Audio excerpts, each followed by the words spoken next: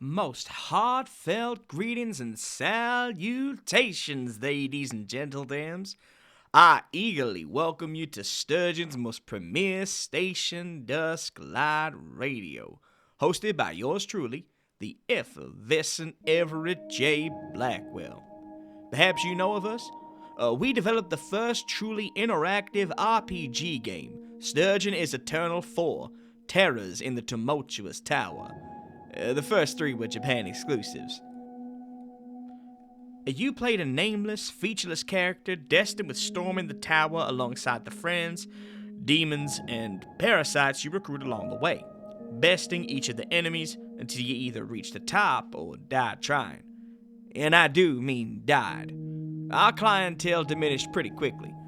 Our head designer, Uncle Ramiro, he wanted to make everyone his bitch and refused to lower the difficulty, give out any extra lives, or even hints on how to beat the boss. IGN gave us a 2 out of 10 and said it was okay. Not our best moment. If you're just joining us, first of all, welcome and please don't skip.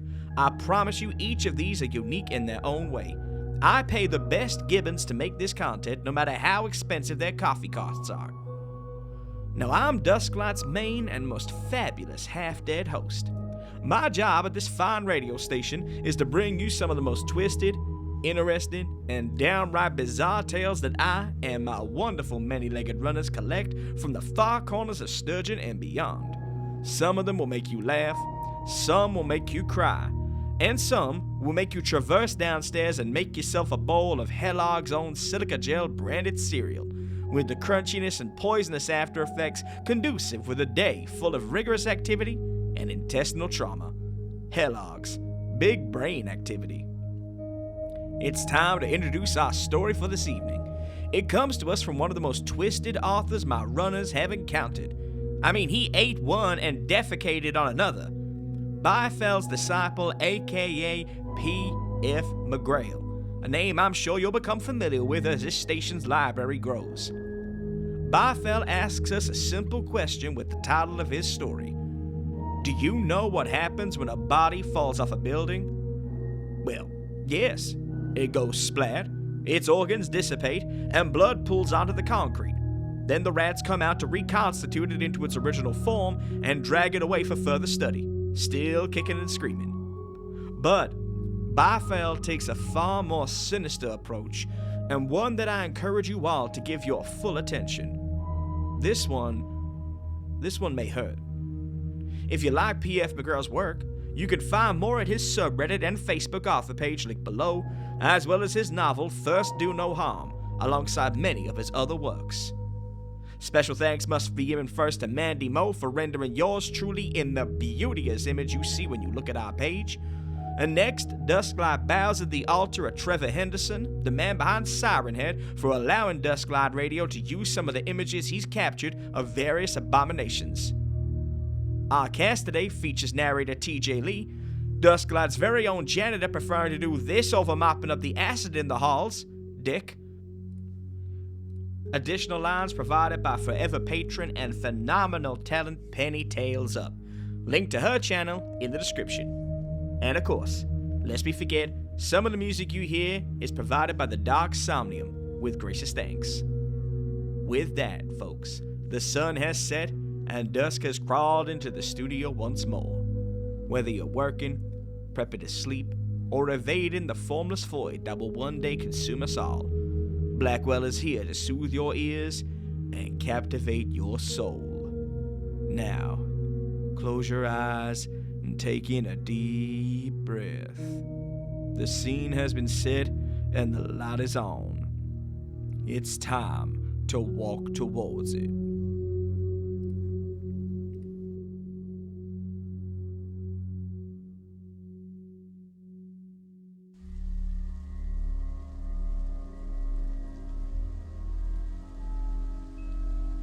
I don't have the courage to put this feeling into words, but we both know it's true.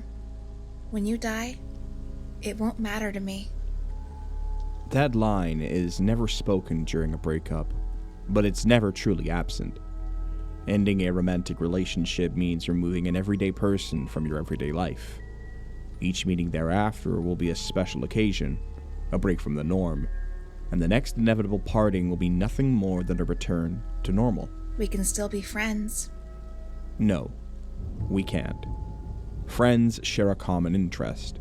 When said interest was exposing each other's most vulnerable body parts for frantic groping, every subsequent interaction will always be a drastically diminished version of what connecting once was. Both parties know there isn't any point, so they drift. Everyone is drifting, because permanence is an illusion we created to deal with the omnipresent knowledge that we only have 30,000 days on Earth, if we're lucky. Those who don't drift together inevitably drift apart. One day, the person who shared your secret fetish is just someone that you used to know, but don't anymore. And when one of them dies, the other one almost certainly won't know about it. The drift will have been too great. With years gone by since the last conversation, the final vestiges of communication will be long gone. Neither party will know who dies first. Breaking up means accepting this, every part of it, in a single instant. I wanted to explain these thoughts to Veronica after her "we could still be friends" line. Instead, I shouted, "I agree, Veronica, because fuck me, fuck Michael, I deserve to hurt for being me, and I could never suffer enough to make you happy!" The dam broke, and she sobbed. The blonde hair fell over her face in the way that I had always thought was cute, and her tiny shoulders shook. That had always been my cue to hold her tight and kiss the base of her neck, but I let her shake all alone while I stared down at my interlocked fingers. I was hurting her, and it was cathartic. Then she stopped crying, and the silence was awkward. Then her pain wasn't cathartic anymore. Snippets of the words I'd wanted to say settled fuzzily on my brain like dew. "Look, I didn't say it right. Just give me a second," I explained softly. "Just give me a chance to say it better." She got up and walked to the door. I darted after her, and the words swirled inside my head. "Just give me a second, I can say it better!" I yelled. She always hated it when I yelled. Veronica didn't look back as she pulled open the door and ran outside. "Wait!" I struggled to pull on my shoes. I hopped, fell, split my lip, and swore. By the time I'd gotten to my feet and headed out the apartment door, she'd gone too far for me to discern the direction she'd taken. Veronica never answered my phone calls or texts after that. The drift had already gone too far. I knew that she was trying to get me to stop contacting her by cutting off all communication, but I was determined to persevere. If nothing else, I wanted to be right, one last time. She took that away from me. She didn't care if I died, and she was going to face that fact. I had climbed to the 19th floor from our formerly shared apartment on the 13th, and was staring at the slate-gray sky that Portland, Oregon thought was best suited to comfort me. "Tell you what, God," I said to the sky, "I'll give you until the end of this cigarette to show me a sign that you care." I flicked away a tear. "One day you're gonna take me anyway. I'm giving you a chance to show why I'm loved enough to delay the inevitable." I told myself I didn't want a sign. I really wanted a sign. I sobbed when the burning edge came within a quarter inch of the filter. My eyes burned. "I hate you," I whispered as I pitched forward. In a panic, I scrambled to grasp the edge, but was far too late. A spark illuminated a face, and I was afraid. He was lean, nearly gaunt. His countenance was far too wise for the smile that he was faking. The sandy blonde hair was deliberately unplanned. He wore a dark coat with the collar flipped up past his ears. The spark was a cigarette perched delicately between his lips, the smoke slightly obscuring his features. "Who are you?" I asked in breathless shock. So many people want to know that, Sojourner. Why not concern yourself with the same question? I looked for a response, but found none. He breathed deeply from the cigarette, and then let the smoke out slowly. But names allow us to pretend we understand the people whose history we'll never know. If I say Veronica, how does that make you feel? Adrenaline and nausea flowed through me. Did you know that she's already fucked another man? What does the name Trevor mean to you? The nausea and my heart rate both doubled. Well, they're just names, Sojourner. You'll never know those people. That's true, and you hate the fact that you knew it before I told you. His fake smile offset his forlorn inflection, and I gave up trying to understand. The man sighed. When I sat in the fourth corner of Delhi, watching the Trinity balance the scales, someone called me Agni. Let's pretend that's the extent of who I am. I pressed my palms against my eyes, and I tried to remember why my head would be exploding in pain after a soft touch. But I was far too late. I yanked my hands away and stared at Agni. Holy fuck! Did I just die and go to hell? What makes you think dying is necessary to visit hell? He shot back with the cigarette bouncing between his lips. I had no answer. What do you think heaven and hell are, really? Agni pressed. A panic attack was lingering at the edges of my vision, smacking its lips at the prospect of devouring me whole. Why are you doing this to me? I whispered. He yelled as though he'd been burned. I'm just a bystander in the life of every person who wants to blame external circumstances for the choices they make. He pulled deeply at the cigarette, which didn't seem to be getting any shorter. Now, Sojourner, answer my question honestly.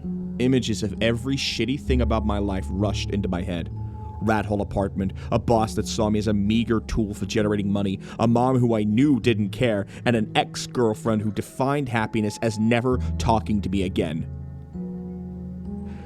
Heaven is never feeling anything else, ever. Pain bounced around my head like a ping-pong ball as I wiped the tears from my eyes. Agni narrowed his gaze. And hell? I turned away from him. Hell is feeling everything. All the pain, all at once. He burrowed his cobalt blue eyes into me before plucking the cigarette from between his lips. Then tell me, oh muse, what is the difference? I snorted in disgust. Isn't it obvious? The man slowly rubbed his palms across one another, precariously pinching the end of his cigarette between two knuckles. What if I told you, Sojourner, that the only difference between what you love and what you hate is choice? I'd call you a liar. The words escaped my lips before I could think of a response, but the reaction seemed justified. He smiled, but it wasn't happy. 2 doors, Sojourner. I became aware of 2 plain white doors sitting in darkness. They did not suddenly appear, but I did not know how long I had been conscious of them. 1 door, Agni explained with sudden weariness, leads to peace. You will see nothing, feel nothing, know nothing. Pain is simply unable to exist beyond this door, in the same way that colors cannot be used to measure your height. He didn't point to either door, but I simply understood that he meant the one on the right. Beyond this door, Agni explained as he reached for the knob and left and pulled it, is pain. The scream was so guttural, so base, that my first instinct was to kill the wretch that suffered badly enough to make that horrible noise.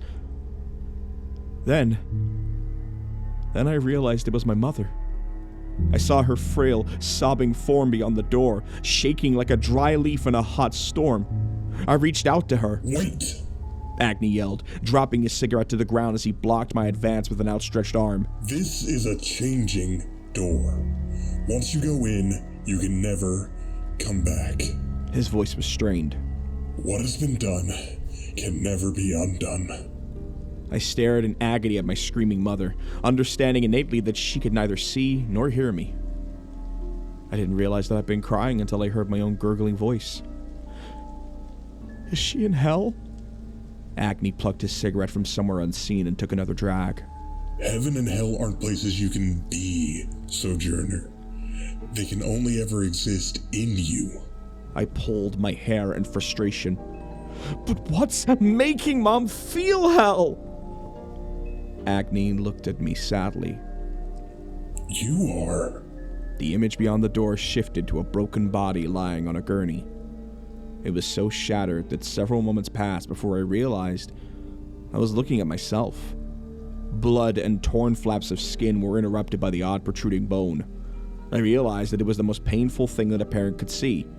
The visage was hell incarnate, handcrafted to deliver the maximum amount of agony that any human being was capable of processing. Well, Sojourner, which door do you choose? Rising panic made my head spin. I don't want either, I hyperventilated. I mean, I want parts of both. Agni shook his head. It doesn't work that way. My breathing quickened. Well, I don't know the full story. How can I make a decision without understanding all the facts? He smiled. It does work that way. Too many thoughts swirled at the same time. I hated my mom for being so hurt, and understood how much she must be hating me. It's because she loved me, which I both didn't and did believe at the same time. I wanted to be with Veronica because she was perfect, except that she didn't love me, which was the worst thing in the world, so I didn't want her. I stared at Agni. His image was blurred by my tears. I hate you for making me choose. He nodded once. You're welcome. I stared longingly at the door on the right as I walked through the one on my left. Skin-shattering pain wrapped me like a blanket made of hurt. Tiny pinpricks of agony licked every crevice of my body as icy fire shredded nerves I had thought incapable of feeling so much. I gasped. Mom screamed. She lunged at me. Stay back. A disembodied voice called from above me. He's been through hell, and he still has a long way to go. I had landed on an awning and bounced into a cluster of bushes. The fall was so high, though, that I'd broken both femurs, both tibias, my left arm in 5 places, my right arm in 6 places, and had more broken ribs than whole ones. Mom had to care for me around the clock, which is something that she had not needed to endure since I was a year old. It didn't make any sense. The fact that I was great enough to evoke hell in someone else was a heaven that I'd resign myself to never experiencing. She had to sacrifice all of her favorite things to care for me at all hours. That didn't make any sense either. Giving up the things that defined her life brought Mom a joy that I had never truly seen. I'm sorry, I mumbled through a mouth of broken teeth. I love you too. She answered. I cried after wondering if I'd ever be whole again, and stopped crying when I considered that I'd never been whole in the first place. I wanted to ask Mom if Veronica ever reached out to her, but I never went through with it. We die in parts, and it happens too quickly. It's best to keep the living pieces whole. Mom fed me applesauce. It spilled on my scruffy chin and raggedy t-shirt. The entire affair was far beneath the dignity of what I'd expected at this stage in my life. Why don't you hate me? I asked as she wiped my face like she did when I was a baby. Mom stared at me in silence for a while. You've given me a way to hurt. That's all you ever were. She sighed and squeezed my hand. I never told you about your father. She pressed, her breath catching. Yes, you did. I whistled through broken teeth. He left you after finding out you were pregnant. She wiped her eye. I lied. She heaved with a trembling breath. He never knew about you. So Dad hadn't chosen not to love me. He'd simply gone through the door of feeling nothing. Her fingers crushed mine. Part of me wondered if she knew how much she was hurting me. Another part understood she was well aware. He left me before I knew about you. Muffled sobs overtook her. And I was going to follow where your footsteps almost led. I decided on pills, though. Not a rooftop. Her voice was delicate as glass. My arms were too broken to wipe my eyes. Did you hear a voice offering you 2 choices? She looked out at the gray sky morning and nodded. It was yours.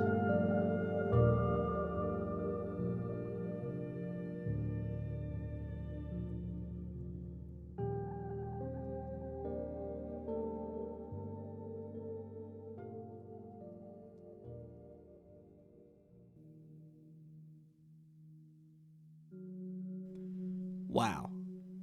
I don't know about you folks, but I'm not feeling too witty on this occasion.